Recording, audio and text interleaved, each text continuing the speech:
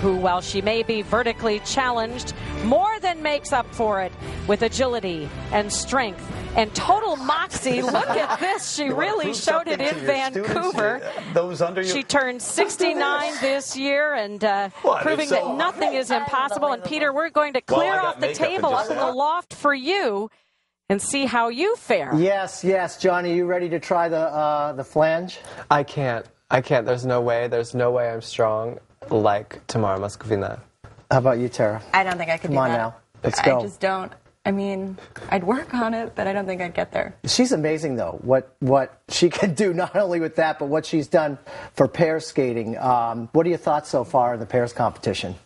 You know, I loved the young Russian team, Vera Bazarova and Yuri Larionov. I think they're very special, and they have the special Russian quality that you look for Sochi. Katie Denny and Jeremy Barrett were fantastic. And by the way, I called him Mark. He was Jeremy. I know that. You fixed it. And you were going to try to bury me on the air for that. I wasn't going to do it on the air. I just wanted to make you feel like a small little man off the air. But since you brought it up, Tara, what did you think? I loved the Russians. I thought they were so great. Just for being so young, they have such great speed, and her jumps, I think they're going to be really good. Yeah, they certainly show a strong display of quality. And that's interesting that both of you picked up on that, because having skated pairs, I think one of the things the North Americans really need to work on is the details. And what the Russians do well is they work on the very small things in skating that can only get you to greatness. Like the first. entrances into things. Right, Johnny? I mean, absolutely. It's not just about the big split triple twist or a throw quad. It's the line. It's the extension. You have to learn to walk before you can run. Well, and that's what Tamara Moscovina instills in her pupils. Absolutely. And I mean, our teams in the U.S. especially, they have to stay together long enough to gel and to make that bond, because we've had so many great teams that go by the wayside because of personal differences or just stupid things. They don't realize their full potential because, they're done before they've even started.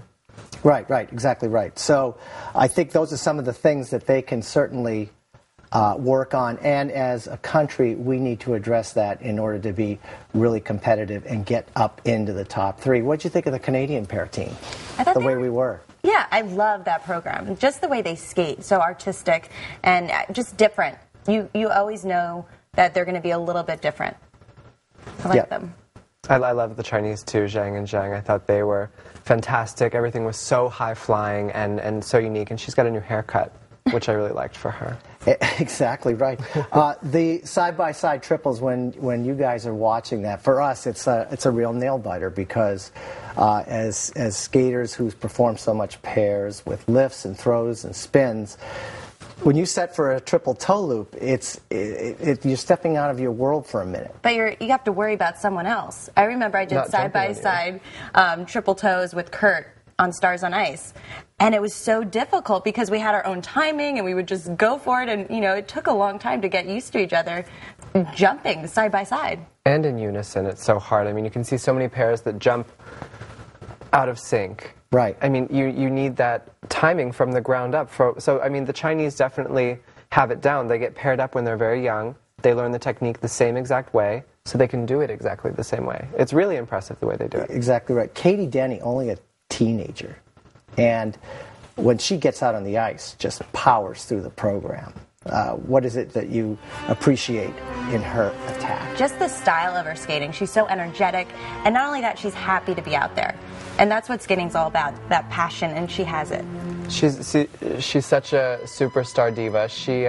I got to know her a little bit this year traveling with her, and you know what? She's invested in the entire product that they show out there, the makeup, the hair, the costuming. Like, she really studies everything about the performance side, and of course she's very gifted as an athlete. And to be 16 at the Olympics, Tara, go back to that for a little bit.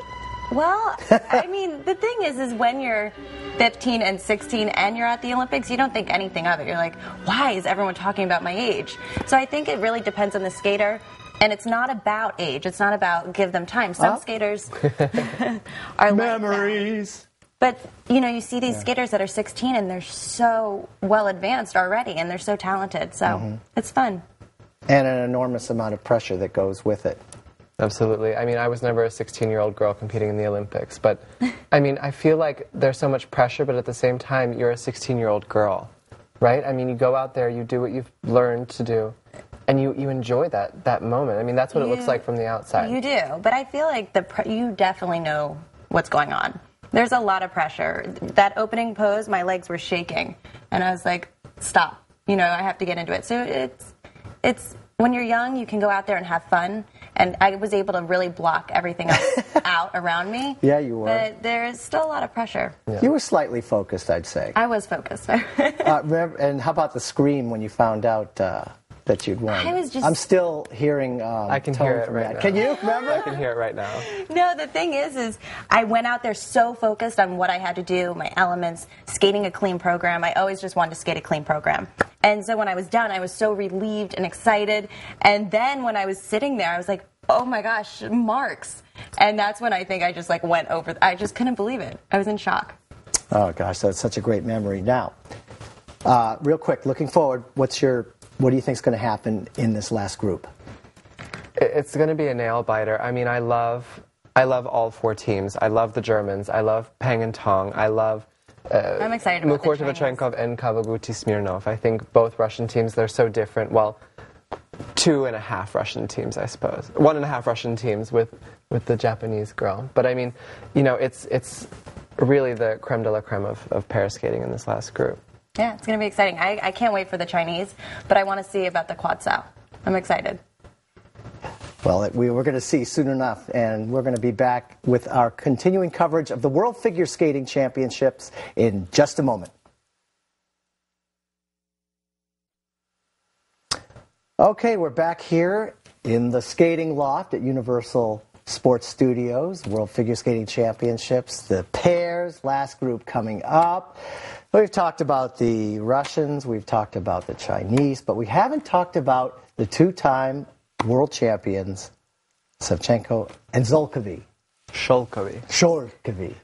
There you go. But they are two-time world champions, and they started off in the short program to send in the clowns, Johnny, yes. The costumes. Of course, there was certainly a theatrical presence there was in their drama. Skating. What was your opinion? You know, I find them amazing. I think this year they've had a tough one because when Shen and Zhao came back, they kind of weren't the favorites to be Olympic champions anymore, and I think you could see that in their skating a lot of the season. But this costume and the program are gorgeous. Every detail is covered, and you know, Alyona designs all of the costumes and all of the makeup looks for both of them. That is so high. Yeah. I mean, they're incredible. There's nothing, even when they make mistakes, they're still incredible. Yeah, I think with the Chinese team coming back this year, they lost a little bit of their confidence, but even with a loss of confidence, they're amazing. Like, just to be able to move the way they move, and to create a story.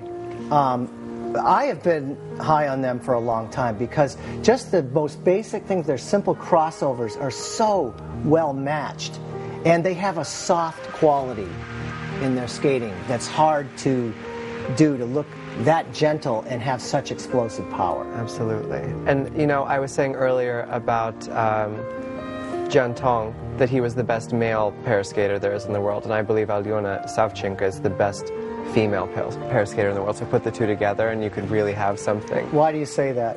Just, it would be so interesting to see the partners swap it up every once in a while. I don't think they're going to do that here, though. Right? Never. No. But no, I mean, every position that she hits is to the 100th degree. Every look she gives the audience and the judges. And they're in sync. I'm thinking maybe you guys could try some pair skating What down do you the road think? here. I rotate the wrong way. Oh. You can split apart. What happens there? I mean, I'd like you to throw me. Oh, I don't know if I could do that. I'll lose weight. Okay. Like lots Be of healthy. weight. And I'd like to wear a dress. Oh, my God. I'm not surprised. Mr. Johnny Weir's Carruthers. on the set. Okay. I don't know about this matchup. We're going to have to wait to see that one. But we do have... No, we would not. You guys are too funny. A new pair team in the making. Mr. Carruthers, I'll Right skate now, with you. it's serious business. The last group of pairs is going to be taking the ice for their free programs. We'll be back with the final group of pairs at the World Figure Skating Championships after this.